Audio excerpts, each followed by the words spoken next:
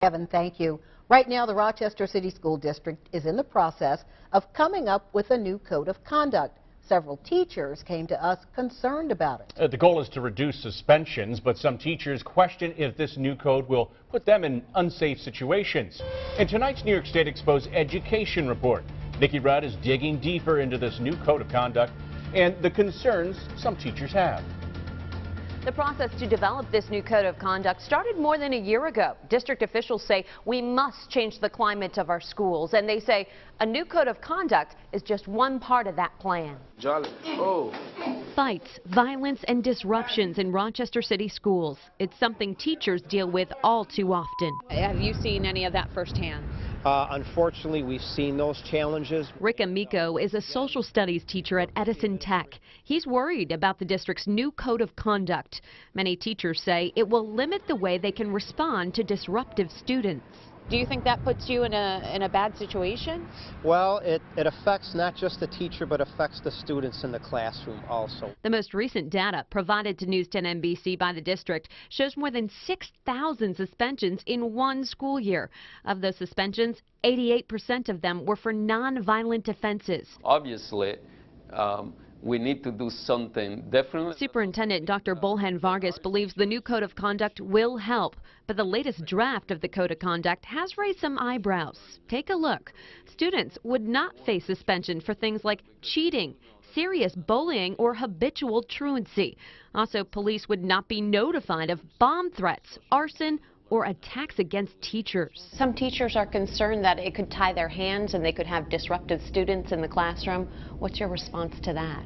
I understand their concern because at the end of the day, the only way to solve this problem is by helping our children at a very early age. Now, there may be... We sat down with Rochester Teachers Association President Adam Urbanski. He says teachers must have additional services to help students, including alternative settings for disruptive students. He believes this new code of conduct could make things worse. This will mean that kids will be emboldened now and believe even more that nothing can be done. So they can do anything. It's a green light to do anything. Starting a fire, arson. We took these concerns to Hank Rubin, who is on the community task force that is developing the new code of conduct.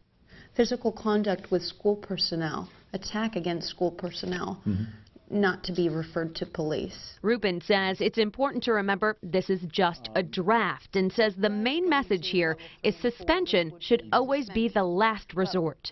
We're talking about sort of shifting the orientation and developing tools and resources that make it so that we have the capacity to solve problems proactively through relationships as opposed to punitively. This is not something unique to the city school district. The U.S. Department of Education recommended these types of changes back in 2014. But teachers like Rick Amico are left wondering if this new approach of backing off on suspensions will create a safe environment. As a teacher, I believe that the district should provide the safety and security in all buildings at all times for all individuals in the school. The task force plans to submit the new code of conduct to the school board within the next few months. If you'd like to review the latest draft, we have a link on our website, WHEC.com. You can also email any concerns to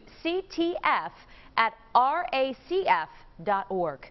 Coming up, we'll explain what teachers and district officials believe needs to happen to make this work. Nikki Rudd, News 10 NBC. Nikki.